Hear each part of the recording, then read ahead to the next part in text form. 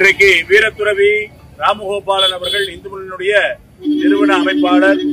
அவருடைய 98வது ஜெயந்தி விழா, பிறந்த நாள் விழா. அதனை முன்னிட்டு துறையூர் நகரத்தில் இங்க இருக்கக்கூடிய இந்து முன்னணி பொறுப்பாளர்கள் மற்றும் இந்து சொந்தங்கள் அனைவருமாக சேர்ந்து மக்களுக்கு ஒரு அவசர ஊர்தி, மருத்துவ அவசர ஊர்தி ஆம்புலன்ஸ் ஆனது இன்றைக்கு அர்ப்பணிக்கப்படுகின்றது. இந்த ஊர்தியை மக்கள் எல்லோரும் இலவசமாக பயன்படுத்திக் கொள்ளத்தக்க வகையில அந்த ஊர்தியானது நமக்கு இங்க தயாராக நிற்கின்றது.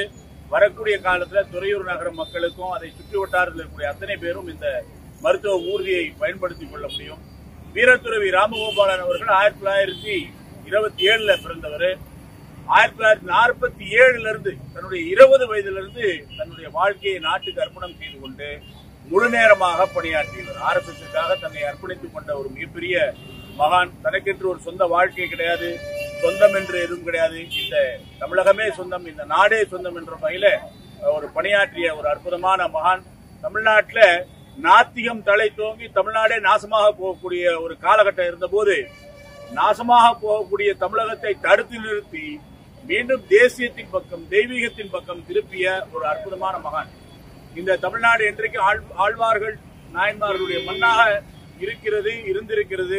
தேசியம் தான் இந்த தமிழகத்தினுடைய ஒரு மிகப்பெரிய தாரக மந்திரமா இருந்திருக்கு.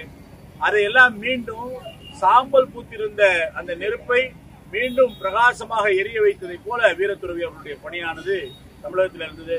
அதனுடைய காரணமாக இன்றைக்கு பட்டி தொட்டி எல்லாம் இந்து சிந்தனை மலர்ந்திருக்கு. யாரும் இந்துவை இடித்தும் பழித்தும் பேச முடியாது. இந்துக்களுடைய நம்பிக்கைகளுக்கு எதிராக யாரும் எதுவும் செய்திட முடியாது. காரணம், இந்து சிந்தனை கொண்ட பல்லாயிரம் இல்ல பல லட்சக்கணக்கான தொண்டர்கள் இன்றைக்கு தமிழகம் முழுக்க வேலை செய்து கொண்டிருக்கிறார்கள். இதே ஒரு விஷயத்தை தான் இன்றைக்கு ஜெயந்தியில ராமகோபாலன் ஜி அவர்களுடைய ஜெயந்தியில நாம முன்வைக்கின்றோம்.